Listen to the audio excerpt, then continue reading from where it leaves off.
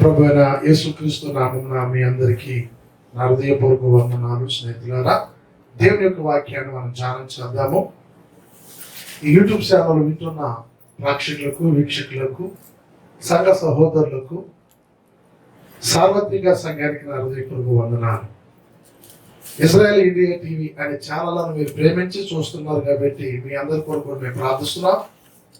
అలాగే మా కొరకు, మా పరిసరి కొరకు, మా ఛానల్ కొరకు కూడా మీరు ప్రార్థిస్తున్నారని, ప్రార్థించమని వేడుకుంటున్నాను. దేవుడు మిమ్మల్ని దీవించిన గాక. ఈరోజు వాక్య పఠంలోకి మాట్లాడుతాం. యోహాను సువార్త 15 చూస్తే, యోహాను సువార్త 15 నాయందు నిలిసియుండుడి, నాయందు నిలిసియుండుడి. ఈ రోజు యొక్క ప్రసంగము అంశం ఏంటంటే, స్నేహితులారా, ఫలించాలి.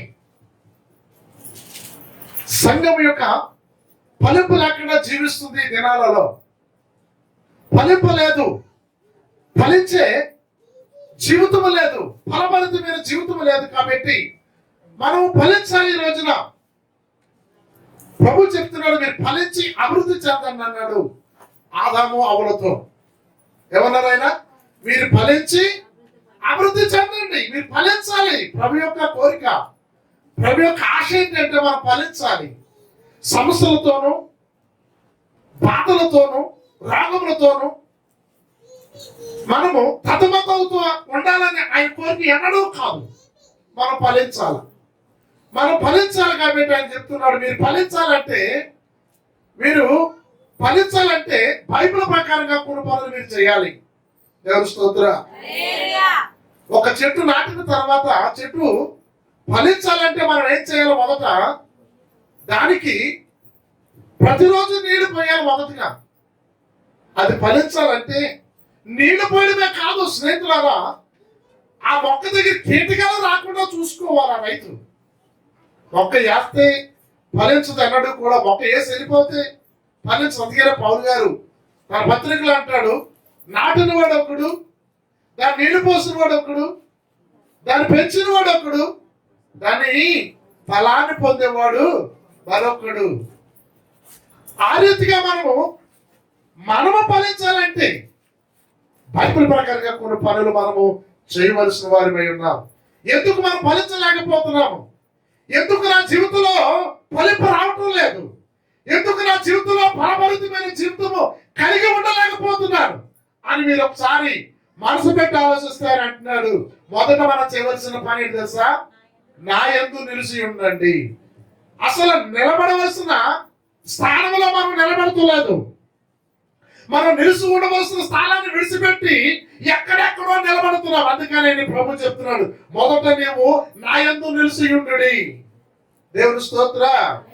గట్టిగా చెప్దాం, దేవునికి స్తోత్ర. నా యందు నిలిచి ఉండుడి, అప్పుడు నేను మీ యందు నిలిచి ఉంటాను. మొదట మనం చేయవలసిన పని, దేవుని యందు నిలిచి ఉన్నామా లేదా? ప్రభు యందు నేను నిలిచి ఉండి నడుస్తున్నానా లేదా? నేను ప్రభు యందు నిలబడ్డానా లేదా? అసలు నిలబడ్డం చూడాలి. యెహోషువతో అంటాడు, ఆలోచన ఏమంటాడు? నువ్వు నిలబడము, నువ్వు నిలబడము, యుద్ధం చేసేవాడు నేను. రెండో సేవలు అంటాడు, నువ్వు నిలబడితే తర్వాత నేను చూసుకుంటాను. దేవుని స్తోత్ర. యెహోషువ నిలబడడం నేర్చుకున్నాడు. యెహోషువ నిలబడి నుంచున్నాడు, దేవుని యందు నిలబడ్డాడు.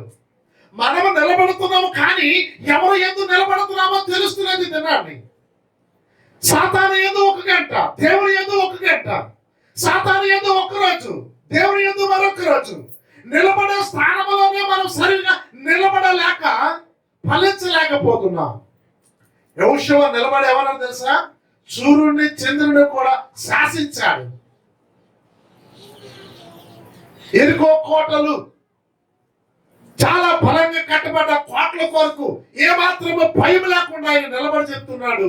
ప్రభు చెప్పిన మాట, మీరు మాట్లాడకుండా రోజుకు 1 మారు కోట చుట్టూ తిరగండి అంతే. 7వ రోజు చెప్తున్నాడు, మీరు కేకలు వేయండి. యాజకులు చెప్తున్నాడు, మీరు బూరలు ఊదండి. యెహోషువ దేవుని యందు నిలబడ్డాడు, ఫలించాడు. మనము దేవుని యందు నిలబడాలి. 15వ అధ్యాయము యేసుక్రీస్తు వారు చెప్పిన మాట చాలా అమోఘమైన విషయాలు.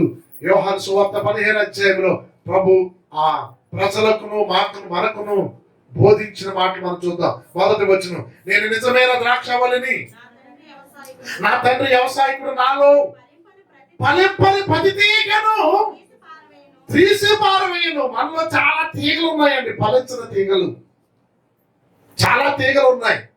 అవి ఫలించిన తీగలు కూడా దాచుకుంటాం మనం. ఫలించిన తీగ ఎప్పుడన్నా పనికొస్తుందేమో అని, అది ఫలించిన తీగ అని చెప్తున్నాడు. మనము తీగలము ఫలించిన తీగ ఏదైనా ఉందో దాన్ని ఈ రోజే నేను తీసి పక్కన పారబోయి.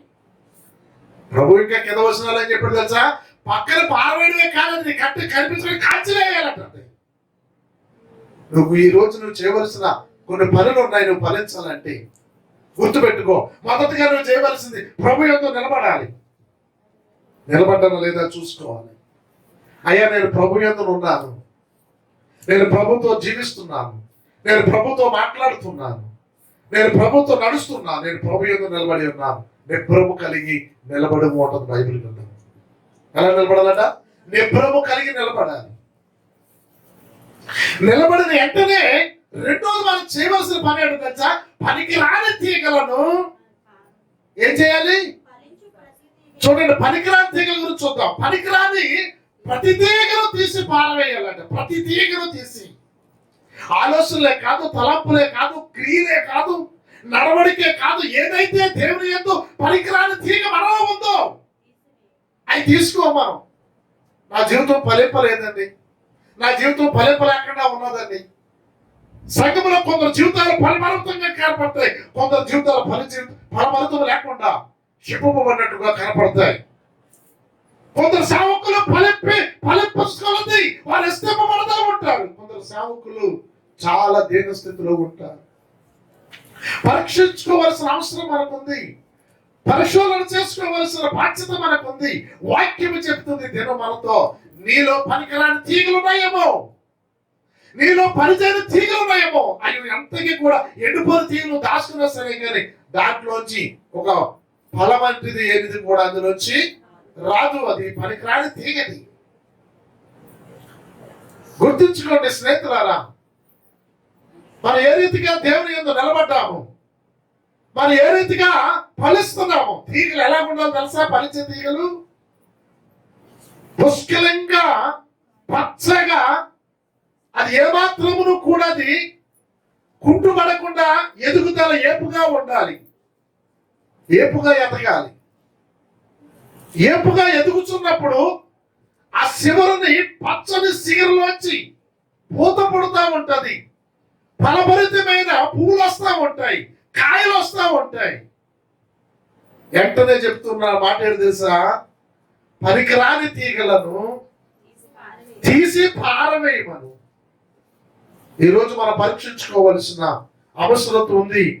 ప్రియమైన స్నేహితులారా, మనం ఎంత గొప్పవారు అవ్వచ్చు, మనం ఎంత చదువైన వారు అవ్వచ్చు, మనం ఎంత ఉన్నతమైన స్థితి అయినా ఉద్యోగస్తులైనా అవ్వచ్చు, లేక ఏమీ లేని ప్లాట్ఫారం మీద పడుకునే వ్యక్తి అవ్వచ్చు. నువ్వు ఎవరైనా సరే ప్రభుకి ఇష్టలే. యోగ్యమైన పదవులు పెట్టి దేవుడు ప్రేమించడు. నువ్వు ప్లాట్ఫారం మీద జీవిస్తున్నావు కదా నేను ద్వేషించడు. ప్రభు అందరికీ కూడా ఒకే రీతిగా ఉన్నాడు. ఆయన ఒక మాట చెప్పిన మాట మనకు కనపడుతుంది, ఆయన అందరికీ ప్రభువే. ఏంటంట? ఆయన అందరికీ ప్రభువే అని రాయబడి ఉంది బైబిల్ గ్రంథంలో. కాబట్టి మన యొక్క స్థితి కాదు కానీ ప్రభువుకు చూపించవలసినది పనికిరాని తీగ నువ్వు ఎప్పుడైతే దీన్ని తీసి పారవేసేవో అప్పుడు అంటాడు అక్కడ, ప్రతి తీగను ఆయన తీసి పారవేసును, ఫలించు ప్రతి తీగను ఆయన ఎక్కువగా. చూసారా? ఎప్పుడైతే మనం పనికిరాని తీగని పక్కకి తీసివేయడం ప్రారంభించామో అప్పుడు మనలో పనికొచ్చే తీగలు ఇంకా ఎక్కువగా పనికొచ్చేలా చేస్తాడట. పనికిరాని తీగ ఉన్నంత కాలం కూడా పనికొచ్చే తీగలు కూడా పనికిరాకుండా పోతాయి. దేవుని స్తోత్రం. లోకంలో సామెత చెప్తారు కదా, వాడు ఎలాగా చనిపోయాడు, వాడితో స్నేహం చేసిన వాళ్ళు కూడా చెడిపోతారు, వాడితో స్నేహం చేయకండి అంటుంటారు పెద్దలు. చెడిపోయిన వారితో ఏం చేయనివ్వరు, వాడితో స్నేహము చేయరు. వాడు మాత్రం చాలా బాగా స్నేహం చేస్తాడు, అందరినీ కూడా రమ్మంటాడు, చాలా ప్రేమిస్తాడు. చాంద్రబోధికి ఈడు తాగి దాడి కూడా ఈడితో ప్రజలు ఉత్తరించేస్తాడు. ఈడు తాగిది కూడా వాడు కూడా పట్టిస్తాడు. వాడు కూడా అంటే ఈడు ఎలాగ చెడు వాడు కూడా చెడిపోవాలి. దేవుని స్తోత్ర. నిజంగా ముసలోళ్ళు ఎవరన్నా నీరసం పడి జబ్బు పడి వాళ్ళ కుటుంబంలో ఉంటే ఒక 100 రూపాయలు డాక్టర్లు కొనుక్కోమని ఎవరు కానీ చెడిపోయే వాళ్ళకి మాత్రం వాళ్ళు కావాలని చెడగొడుతూ ఉంటారు.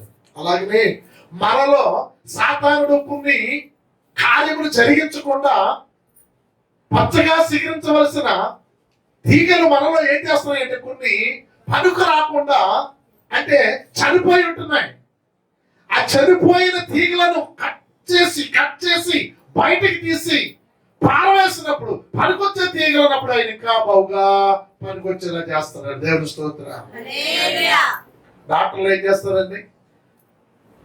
కడుపులో ఏదైనా పేగు ఒకటి పోయినప్పుడు ఏం చేస్తారు?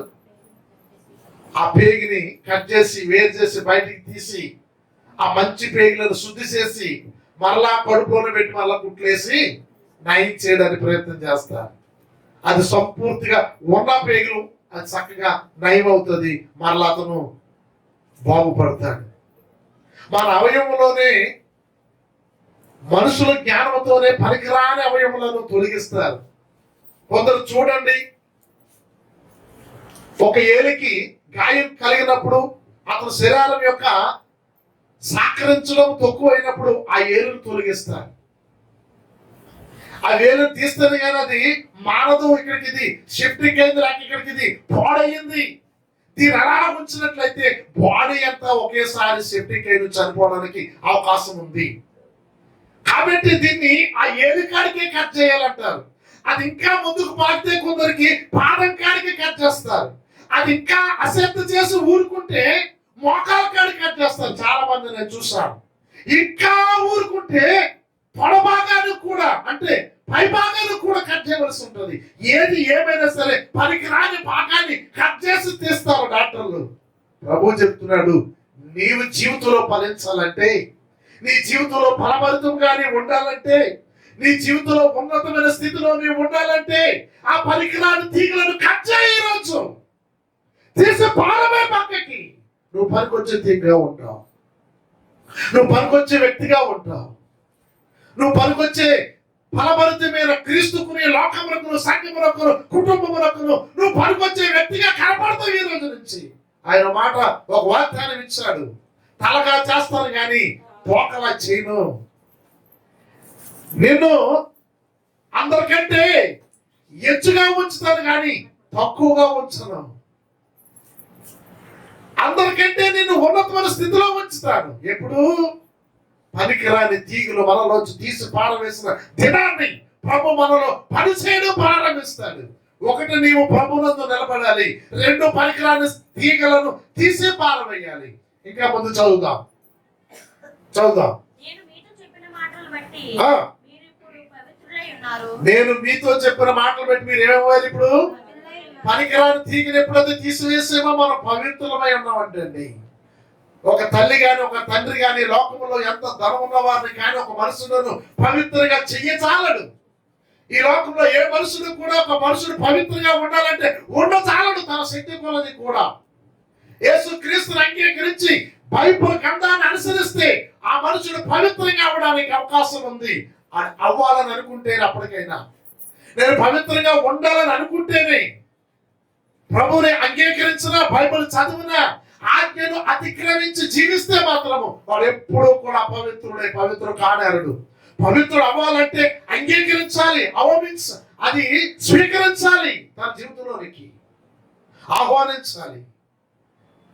ప్రభువుని పరిపూర్ణంగా ఇష్టపడాలి. ఇష్టపడ్డ ప్రభువుని ప్రజలకు చూపించాలి. అప్పుడే నీవు ఫలించే కొమ్మగా కనిపిస్తావు. ఇంకా ముందుకు చదువుదామా?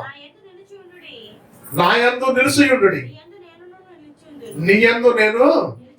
చూడండి, ఎప్పుడైతే నీవు నా యందు నిలిచి ఉంటావో అప్పుడు నేను నీ యందుకు వస్తాను, నీ యందు నేను నిలిచి ఉంటాను. తీగ ద్రాక్షావళిలో, తీగ అంటే మనం తీగలము. పై వచనంలో అంటాడు, నేను నిజమైన ద్రాక్షావళిని, నా తండ్రి వ్యవసాయకుడు. యేసుక్రీస్తు ద్రాక్షావళిగా ఉన్నాడు సంఘానికి. ఆయన అంటే ఒక పొదలాగా ఉన్నాడు. ఆయన ఒక, మీకు ఇంకా అర్థం అవ్వాలంటే, ద్రాక్ష తీగి అది పందిరి మీద అల్లుకున్నప్పుడు ఎలా కూడా చెప్పండి, అది ఒక ఉజ్వలంగా సిగ్గుగా ఉంటది. యేసుక్రీస్తు ఆ ఉజ్వల వనవలా ఉన్నాడు. అందులో నువ్వు సిగిరిస్తున్న తీగలాగా ఉన్నావు. దేవుడి స్తోత్ర. అంటే యేసుక్రీస్తు నీవు కలిసి ఉన్నాడు. అందుకే ఆయన అంటున్నాడు, నాలో ఫలించే తీగలు ఇంకా నేను బహుగా దాన్ని ఫలించేలా చేస్తాను. ఎందుకంటే ఆయనే వరం కాబట్టి, ఆయన వరమై ఉన్నాడు కాబట్టి, ఆయనలో ఫలించే ప్రతి తీగను కూడా ఇంకా దాన్ని అభివృద్ధి చేస్తాను అంటున్నాడు ఆయన.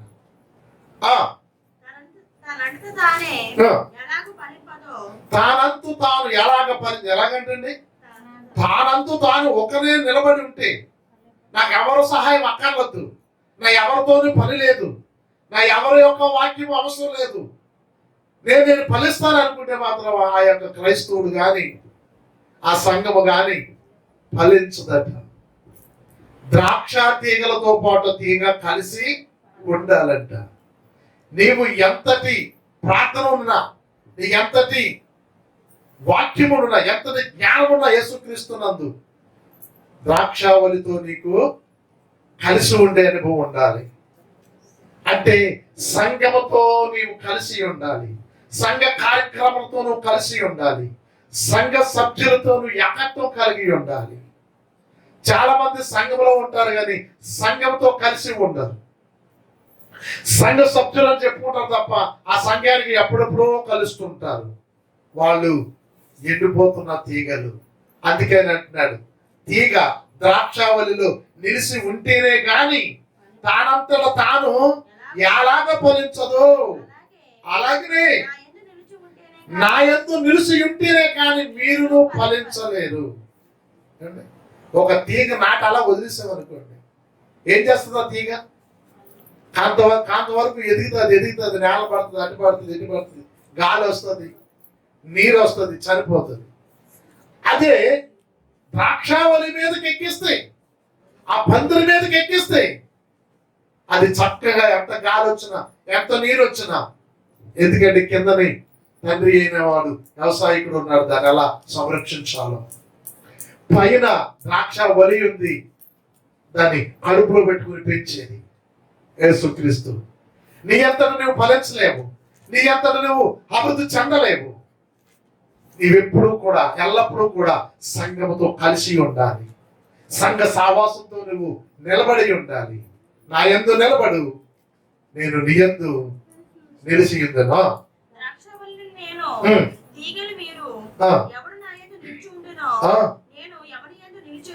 చూడండి, ఎవరి యందు నేను నిలిచి ఉంటాను, ఎవరి యందు నేను నిలిచి ఉంటాను, ఎంత చక్కని మాటలు చూడండి. వారి యందు నేను నిలిచి ఉంటాను, వారు బహుగా ఏం చేస్తారు? ఫలించాలి. యేసు ప్రభు కోరికది మనం ఫలించాలని, మన అమృతం పొందాలని, మన ఆశీర్వాదం పొందాలని. ఆయన సింహాసనం విడిచి భూమి మీద వచ్చాడు. మనం బహుగా ఫలించాలంటే ఏం చేయాలంటే మనం ఆయన యందు నిలిచి ఉండాలి. ప్రభునందు మనం ఎంతవరకు నిలిచి ఉంటున్నామో పరీక్షించుకోవాలి. ఫలించలేకపోవడానికి కారణాలు ఇవి. ఫలించలేకపోవడానికి మనలో ఉండవలసిన లక్షణాలు ఇవి. ఈ రోజు వాటిని తీసి పారవేయాలి, ఫలించలేని తీగలను. ఇంకా ముందుకు చదువుదాం. నాకు వేరుగా ఉండి మీరు ఏమీ ఫలించలేరు, ఏమీ చేయలేరు. చాలా మంది చెప్తారు, యేసుప్రభు ఎప్పుడు నా హృదయంలో ఉన్నాడండి, నేను గుడికి రావక్కర్లేదండి, నేను సేవకుల దగ్గర రావక్కర్లేదు, సంఘం దగ్గర రావక్కర్లేదు, మంచిరానికి రావక్కర్లేదు, నాకు ఎప్పుడు కూడా ఎక్కడ ఉన్నాడు అలా చెప్పుకోరు చాలా మంది ఉన్నారు. ప్రభు చెప్తున్నాడు, వేరుగా ఉండి నీ ఫలించలేను. వేరుగా ఉంటే నీకేం రాదు, ప్రత్యేకంగా నీకు ఆహారం రాదు, ప్రత్యేకంగా నువ్వు ఫలించలేవు. వేరుగా ఉండి నువ్వు ఫలించలేవు. ఇంకా చదువుతా.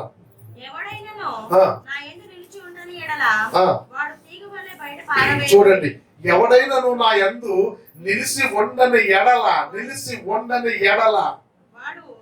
వాడు తీగవలే ఇప్పుడు మనుషుల గురించే డైరెక్ట్ గా చెప్తున్నాడు, తీగల గురించి కాదు. తీగ ఎలాగైతే ఫలించిన తీగను పారవేస్తాం, వాడు కూడా అలాగే పారవేయబడును. ఎక్కడ పారవేయబడును? నరకంలోనికి పారవేయబడును. తీగ వలె వాడును కూడా, ఇక్కడ వాడును అని వాడబడుతున్నాడు. ప్రభు చెప్తున్నాడు వాడును కూడా పారవేయబడును. ఇంకా చదువుతామా? మనుషులు అట్టి వాటిని పోగు చేసి అగ్నిలో పారవేతురు, అవి కాలిపోవును. నా యందు మీరును మీ యందు నా మాటలను, సో నా యందు మీరును మీ యందు నా మాటలు నిలిచి ఉన్న ఎడల మీకు ఏది ఇష్టమో, నిలిచి ఉన్న ఎడల మీకు ఏది ఇష్టమో దేవుని స్తోత్ర అడుగుడి. ఎప్పుడు అడగాలి? నిలుసుండవు అడుగుతాం, ఫలించలే తీగా ఉండి అడుగుతాం. దేవుని స్తోత్ర. ఎంత చక్కని వాగ్దానం చూడండి. నా యందు నిలిచి ఉన్న ఎడల అప్పుడు మీరు అడగండి, మీకు ఏమి ఇష్టమో మీకు ఏమి ఇష్టమై ఉన్నదో అది అడగండి, అంతే. వెంటనే రావాల్సిందే. దేవుని స్తోత్ర. ఏంటంట? వెంటనే రావాల్సిందే. దేవునికి మహిమ కలుగును గాక. ఒక దైవ సేవకుడు అనాథ హాస్టల్ పిల్లలు హాస్టల్ నడిపిస్తా ఉన్నాడు, కానీ ఆయన దగ్గర డబ్బు అయిపోయింది. ఆ రోజు పూట భోజనానికి వండడానికి డబ్బులు లేవు అసలు. చాలా వరకు కిరాణా షాప్ దగ్గర అరివి ఆడేశారు, ఆయన ఎవరు అనేసారు. మధ్యాహ్నము 11 అయ్యింది. ఆ వంటలు ఉండేవారు వచ్చి, మాస్టర్ గారు ఇక్కడ ఏమీ కూడా సామాగ్రి ఏమీ లేవండి, బియ్యం కానీ నూనె కానీ ఉప్పు కానీ ఏమీ లేవు. పిల్లలు 12 అయితే భోజనంకి వచ్చేస్తారు, గంటే ఉంది, మీరు చూస్తే సామాన్లు ఇస్తలేదు, ఇలా భోజనం ఎలాగా అని అడుగుతున్నప్పుడు ఆ దైవజనుడు రత్సింగ్ గారు గదిలోకి వెళ్ళి మోకరించి ప్రార్థిస్తున్నాడు. దేవుని యందు నిలుస్తున్న దైవజనుడు మోకరించి ప్రార్థించి అడుగుతున్నాడు, కన్నీళ్లు విడిచి మోకల మీద అడుగుతున్నాడు, అయ్యా నాకు రావాల్సిన డబ్బులు ఇస్తారన్న వారు ఇవ్వలేదు,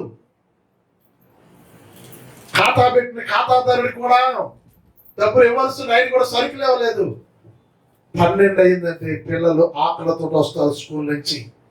వారి ఆకలి నేను చూడలేను ప్రభువా, వారి ఆకలి నేను చూడలేను కాబట్టి తీసుకుంటాను, తీసుకోలేదంటే వారికి భోజనం పంపించు. నేను వారి ఆకలి మాత్రం చూడలేను, నాకు కనీసం వారికి 1 గంటకైనా నేను భోజనాన్ని సిద్ధం చేయాలి.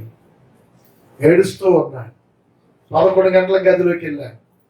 12 అయింది. గది అవతల వాళ్ళు ఏడుస్తున్నారు. ఎవరు? వంట చేసినవాడు. ఏ కష్టం వచ్చి నేను ఈ గదిలోకి దూరుతాను, ఏదో చెప్పలేదని గది అవతల ఆడ చూడుకుంటూ ఏడుస్తున్నారు. కనీసం 1 గంటకైనా పెట్టకపోతే కుర్రోడు ఒకలా 2 100 కొద్ది పిల్లలు ఉన్నారు, వీళ్ళకి ఎలా పెట్టాలి? దేవుని స్తోత్ర. ఏమైంది తెలుసా స్నేహితులారా? మిలిటరీ భోజనము, మిలిటరీ వాళ్ళకి ఇంచుమించు 200 మందికి భోజనము వ్యాన్ వాళ్ళకి వెళ్ళిన తర్వాత వాళ్ళకి ఎమర్జెన్సీగా వాళ్ళ క్యాంపు వేయబడ్డదట. క్యాంప్ వేయబడితే అక్కడ ఉన్న కమాండర్ చెప్తున్న మాట ఏంటి తెలుసా? మనకి దగ్గరలో మన హాస్టల్ ఉంది, మీరు సమయం కాకుండా వెళ్తే ఈ మంచి భోజనం ఈ పూట ఆ పిల్లలకి అందిద్ది, మీరు అక్కడికి పంపించండి ఈ వేళతో. వీళ్ళకి ఏంటది ఆ వేరే దగ్గరికి వెళ్తున్నారు కాబట్టి భోజనం అక్కడ వాళ్ళకి సిద్ధపాటు చేస్తారు. ఈ భోజనం ఇక్కడ అవసరం లేదు, టైం దాటిపోకుండా వెళ్ళండి డ్రైవర్కి తొందర పెట్టి ఆ కమాండర్ చెప్పగా వెంటనే 1 గంట అవ్వకుండా 1 నిమిషం తక్కువ 1 గంటకి వెళ్ళా వ్యాన్ అక్కడ ఆగుంది. దేవుని స్తోత్రం. మిలిటరీ భోజనం ఏముంటో తెలుసా? అన్ని రకాల మాంసములు ఉంటాయి, ఏంటి చక్కటి భోజనము. అక్కడ ఉన్న డ్రైవర్లు తలుపు కొడుతున్నారు, గేట్ తలుపు. ఏదో వ్యాన్ వచ్చేసిందని నేను బయట ఉన్నారు కదా, టపాలమా తలుపు తీసేసారు, గేట్లోకి వెళ్ళిపోయింది. ఈ లోకలందరూ పిల్లలు లైన్గా వాళ్ళ క్రమ ప్రకారంగా నిల్చోబెడుతున్నారు అందులోకి. అంతే, సమయం ఆకుండా వెళ్ళిపోయింది. అని భోజనాలు వడ్డిస్తా ఉన్నారు. ఈయనకి ఆ విషయం తెలియదు, ఏడుస్తానే ఉన్నారు. దేవుని స్తోత్ర. ఏడుస్తూనే ఉన్నాడు. 3, 4 అటు ఆయన బయటకు వచ్చాడు. బయటకు వస్తే చక్కగా మరలా పిల్లలు తినేసిన ప్లేట్లు కనపడుతున్నాయి. అక్కడ తినేసినట్లుగా వాళ్ళ స్కూల్కి వెళ్ళిపోయి ఏ రకం అలజడలేదు. దేవునికి మహిమ కలుగును గాక. ప్రభు చెప్తున్నా మాట్లాడి తెలుసు నా స్నేహితులారా, ప్రభు నందు నిలిచి మీకేది ఇష్టమో అడగండి, మీకేది ఇష్టమో అడగండి, నేను ఇస్తాను, నేను ఇస్తాను. దేవుని స్తోత్ర. నేను ఇస్తాను మీకు. నిలబడండి. మీకు ఏది ఇష్టమో, ఒక్కొక్కరికి ఒక్కొక్క ఇష్టం ఉంటుంది స్నేహితులారా. హల్లెలూయా. కంపల్సరిగా ప్రతి ఒక్కరికి ఒక ఇష్టం ఉంటుంది. అయ్యో నాకు ఇల్లు కావాలి అనే కొందరికి ఇల్లు గురించి ఇష్టం. అయ్యో కొంత స్థలం లేదు, నాకు స్థలం కావాలని ఇష్టం. అది మనిషికి అవసరమేని. కొందరు రక్షణ లేదు, నా కుటుంబానికి రక్షణ కావాలని ఇష్టం. మరికొందరికి పరలోక రాజ్యం కావాలని. యేసు ప్రభువు సిలువ వేసినప్పుడు పక్కన ఉన్న దొంగ అడిగినట్లుగా కొందరు అది అడుగుతుంటారు. అది ఇష్టము. నీకు ఏది ఇష్టమైనా అది కూడా సులువుగా వచ్చేది. మనకి పరలోక రాజ్యం అడిగినంతలో కూడా సులువుగా రాదు. దేవుని స్తోత్రం. ప్రభునందు నిలిచి ఉండి అడగాలి. ప్రభునందు నిలిచి ఉండి అడగాలి మనం. అలా మనము ప్రభువులో నిలబడి ఉన్నట్లయితే, ప్రభు పట్ల మనము నిలబడినట్లయితే, పనికిరాని తీగలు తీసివేసినట్లయితే మనకి ఏది ఇష్టమో అడుగుదాం. అడిగిన ప్రతిదాన్ని పొందుకోవాలి. మనం అడిగిన ప్రతిదాన్ని పొందుకోవచ్చు కూడా.